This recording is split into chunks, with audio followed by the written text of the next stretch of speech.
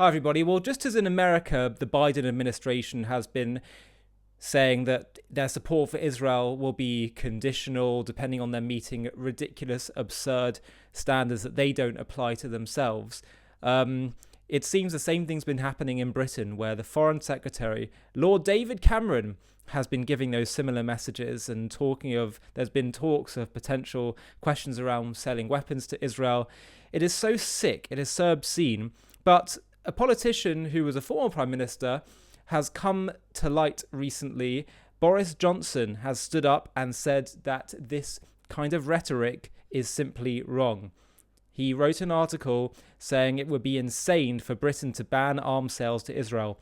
The sooner we denounce the idea, the better. And I want to read to you what Boris Johnson said. This is what he said. If you want an example of the death wish of Western civilization, I give you the proposal from former members of the British establishment that this country should ban arms sales to Israel. If you want evidence of government madness, it appears that Foreign Office lawyers are busily, by the way, the same Foreign Office that said when the Jews were being gassed and killed in the gas chambers, they said, oh, it's just, when they heard reports of that, they said, oh, it's just those wailing Jews. That's what a senior foreign official was recorded to have said. But anyway, Foreign Office lawyers are busily canvassing the idea, which has not, as far as I can tell, yet been rejected by the Foreign Secretary himself. He seems to have gone into a kind of purdah on the subject. This is David Cameron. More alarming still, we are told that an Israeli arms ban is the subject of an active row in cabinet, with only a handful of ministers positively sticking up for Israel. So weak, so weaselish, it's unbelievable. So affected by the hysteria of certain groups. Their moral compasses are so weak, these people. Sorry, these are my words, I'm just commenting. But anyway, Johnson continues. The contagion has spread pretty wide and very fast. The proposed embargo is now supposed by MPs on all sides, by the former head of MI6, by some former Supreme Court justices, and by about 600 members of the legal profession, all of them clamouring for us to turn our backs on the only democracy in the Middle East. We're being asked to shun the Israelis, to mount a total moral repudiation of Israel, when that country has only recently suffered the greatest and most horrifying massacre of Jewish people since World War II, and when 130 hostages, including, for heaven's sake, a baby, are being kept in the dungeons in Gaza by their jihadi captors. And when the release of those hostages, it cannot be stated too often, would mean the immediate withdrawal of the Israeli Defense Forces and the end of the conflict. I'm not sure that it would. And by the way, I don't think it should. Totally obliterate the threat, whether or not you get back the hostages. Why should any country tolerate a Nazi society on their borders? It's sick. We just have no moral. The truth is, we just have no moral clarity in the West and throughout the world. And to some extent, it's the responsibility of the Jewish people to be teaching that and leading the way on that front, not being timid on teaching moral ethics. Anyway. How can we get things so wrong, Johnson says, so upside down? What has come over us? It is an interesting question. Why are people so skewed? Let us be clear what it would mean to ban arms sales now, when Israel is under a greater existential threat than at any time I can remember. If we ban the sale of arms ourselves, it surely follows that we do not think any self-respecting country should be arming the Israelis.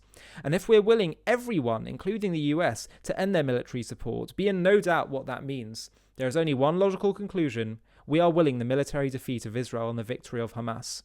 Remember that in order to win this conflict, Hamas only has to survive. All they need at the end is to hang on, rebuild, and then go again.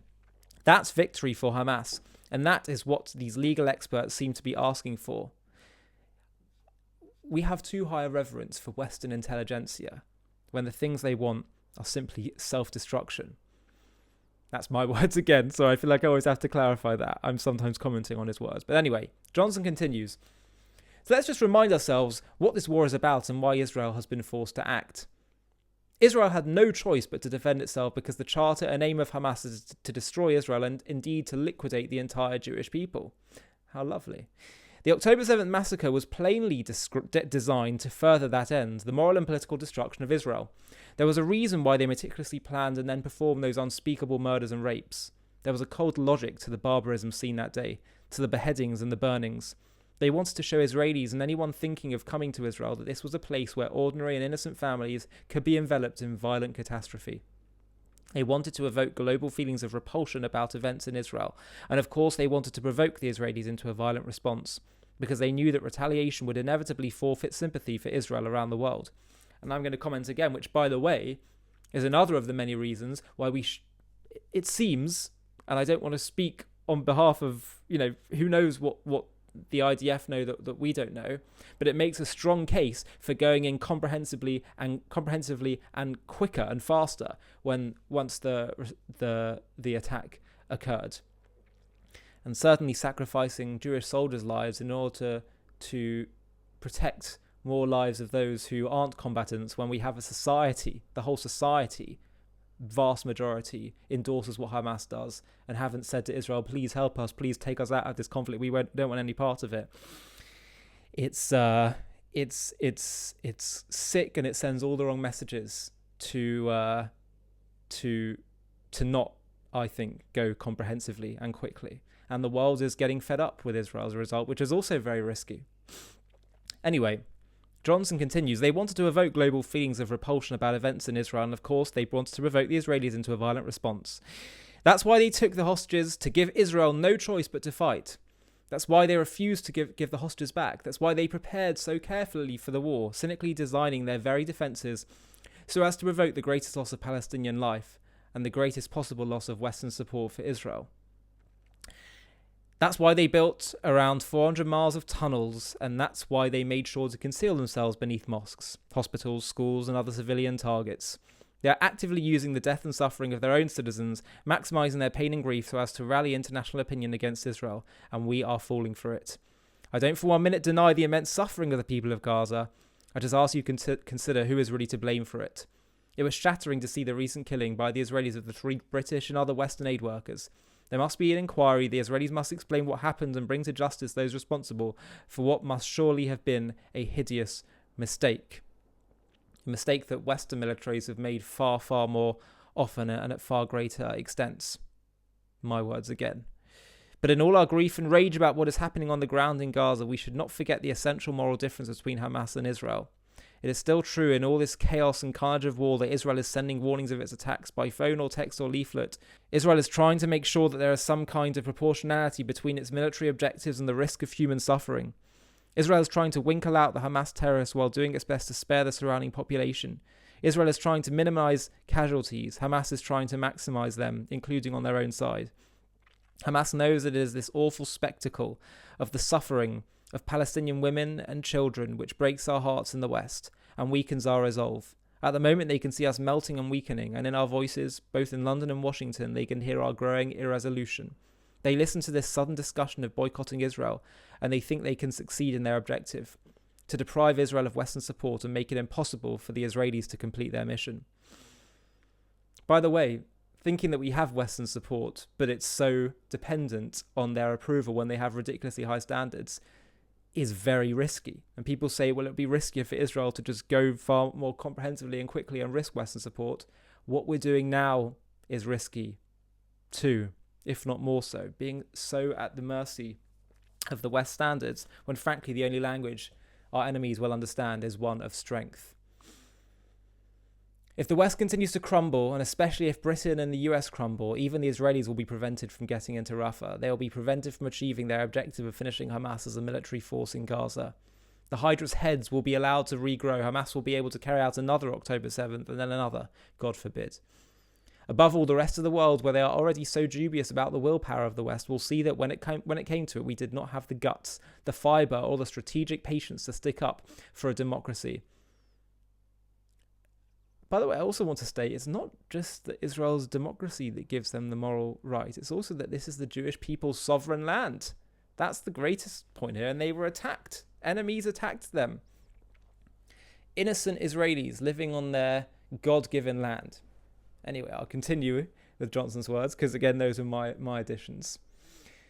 Is that really what you want? Johnson asks. All you legal experts who say that Israel's actions now necessitate an arms embargo, do you want to hand victories to a bunch of murderers and rapists?